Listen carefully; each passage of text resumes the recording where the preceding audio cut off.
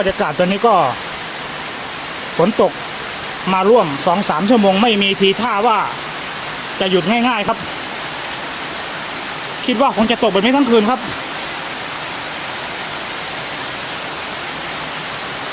ผมก็คงจะต้องเตรียมตัวเข้าที่พัก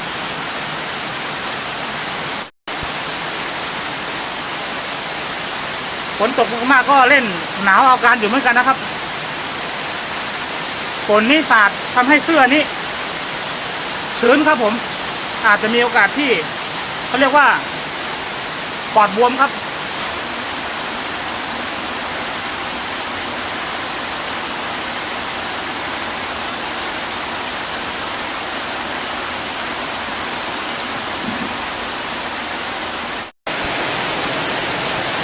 ครับผมตอนนี้ผมก็ได้เข้ามาอยู่ภายในเต็นท์แล้วนะครับเป็นเวลาร่วม4 ทุ่มครับพื้นนี้แฉะน้ำท่วมเต็นท์ครับ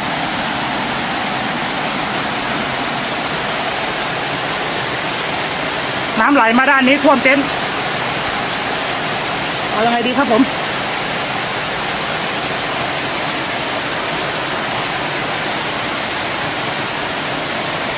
นี่ครับฝั่งนี้เปียกหมดเลยครับมันเป็นเต็นท์ที่ไม่กันฝนนะครับเต็นท์สปริงกางง่ายแต่ไม่กันฝนผมก็อยู่ภายในบริเวณเต็นท์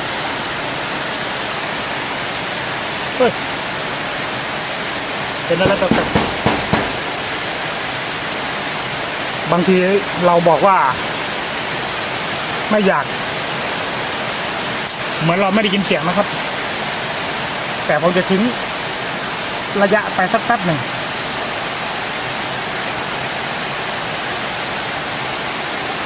ผมไม่มั่นใจว่าเกิดอะไรขึ้นอีกแล้วคืนนี้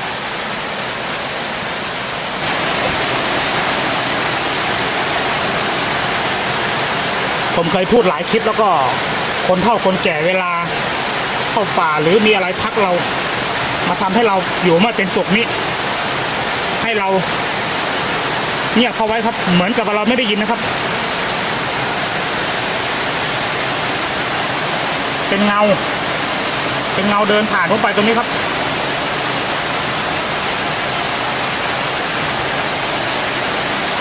เดี๋ยวผมจะเปิดประตูตรงข้างนอกใส่หัว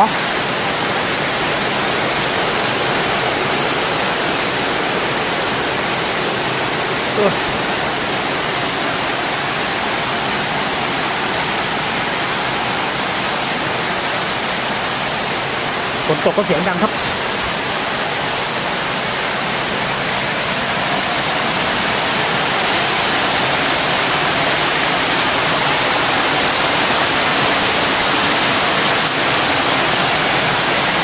ออกมาก็ไม่มีอะไรนะครับผมตอนที่ผมเดินผ่านมานี่มันหลุดมาตรงนี้ครับ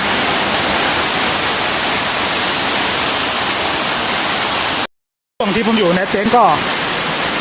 เป็นเงาพาดเข้าไปในเต็นท์ครับ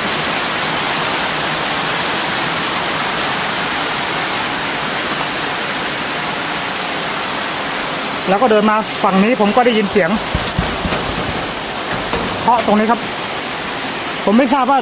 เสียงนี้เข้ากล้องไหมครับเนื่องจากว่าฝนนี่ตกอย่างหนักเหลือเกินครับผมยังไงก็ช่วยเป็นเพื่อนด้วยกันนะครับปุ๊บ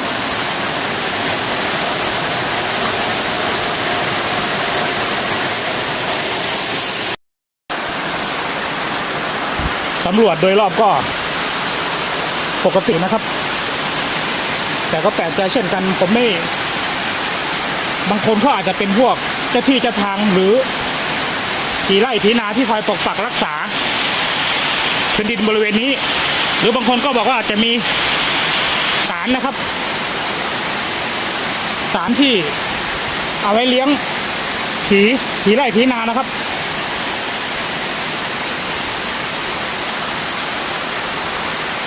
แปลกครับผมคืนนี้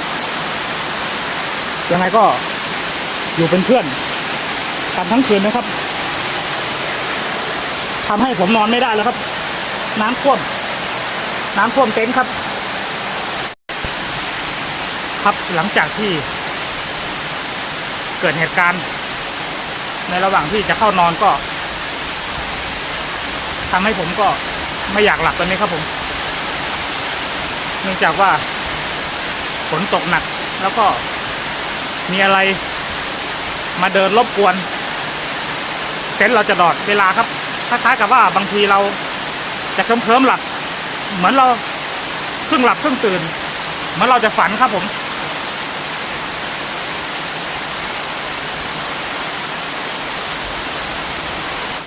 ตอนนี้ก็บรรยากาศโพเพครับบรรยากาศโดยรอบก็ประมาณนี้ครับฝนก็ทำท่าจะตกครับผมถ้าเราไม่ได้เปิดไฟหัวนี่ตอนนี้ก็เริ่มมืดใกล้จะ1 ทุ่มนะครับบรรยากาศตอนนี้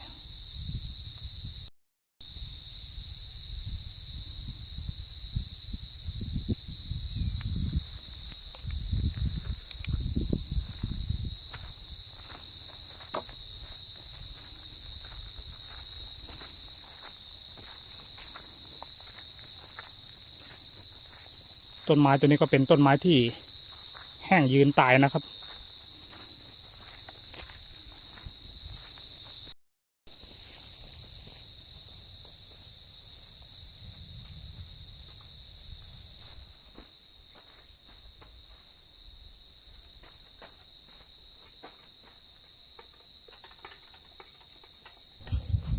ไม่ทราบว่าท่านผู้ชมได้ยินเสียงฟ้าร้องไหมครับตอนนี้ไฟก็ลุกดีมากครับผม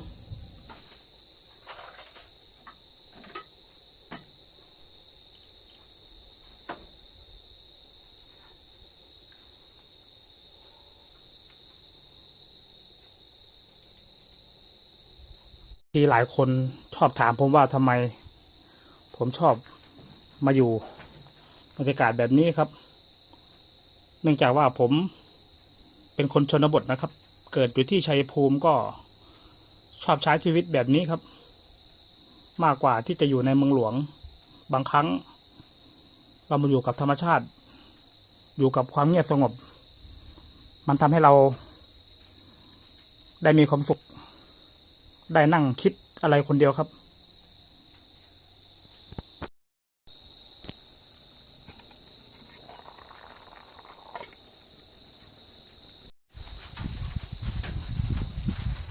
แต่ว่าตอนนี้ก็ฝนปอแปะครับ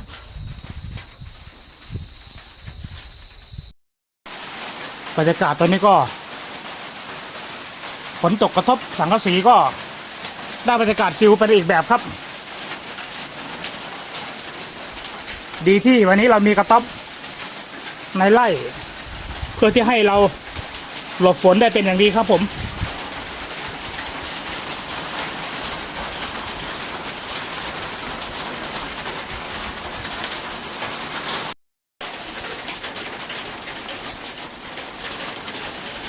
เสียงปอแปะบนหลังคาครับ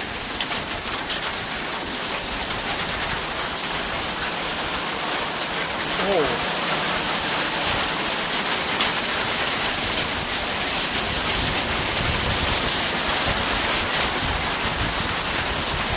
ตอนนี้ตกหนักเข้ามาทุกทีแล้วครับผมบางทีถ้า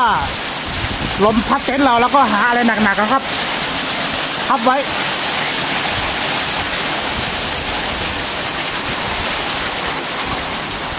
ดีที่ว่าผมได้เตรียมฟืนไว้บางส่วนเพื่อที่จะไม่ให้ตกฝนตกใส่เปียกครับ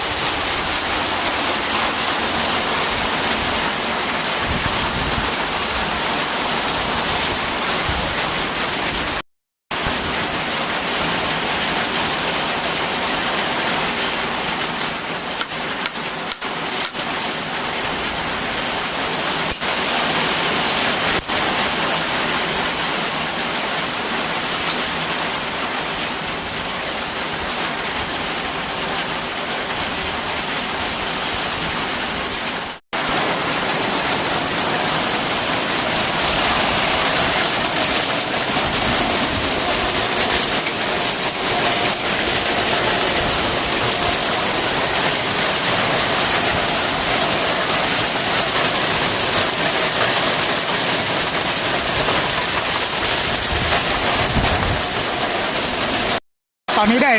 สำรวจบริเวณโดยรอบที่พักก็ยังรู้สึกว่าฝนตกหนักแต่ว่าก็เอาอยู่ครับ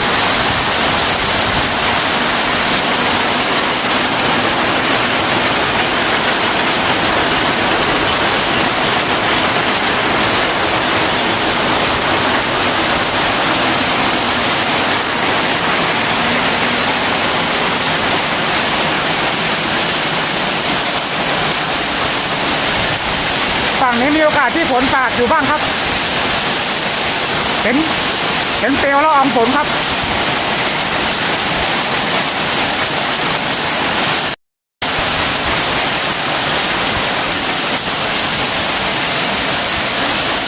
ฝั่งต้นนี้ทำให้เต็นท์ผมเปียกครับเนื่องจากว่าไม่มีที่บังฝนตรงนี้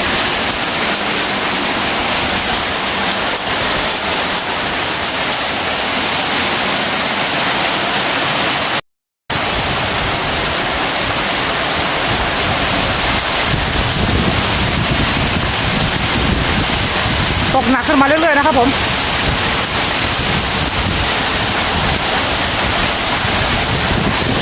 โอ้โห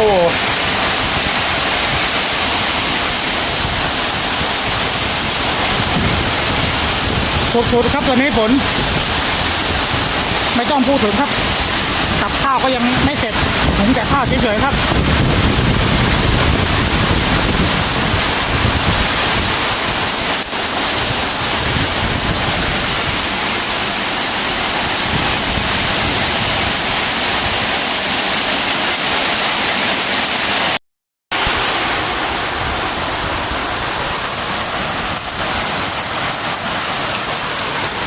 ดีไม่ดีฝนตกแบบนี้ก็หาจับอึ่งมาออกครับในไร่นี่ผมว่าน่าจะเยอะเนื่องจากว่า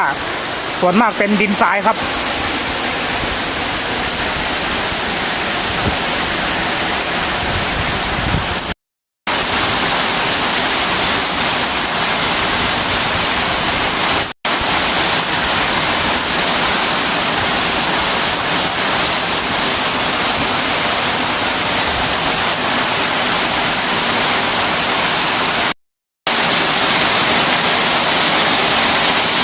ช่วงนี้ต้องย้ายตะเกียงเข้าไปข้างในก่อนเนื่องจากว่าละอองฝนลงเยอะตะเกียงมีความร้อนจากไฟครับถ้าเผื่อละอองไปโดนกระทบกับโป๊ะมีโอกาสที่จะทำให้โป๊ะตะเกียงระเบิดได้ครับ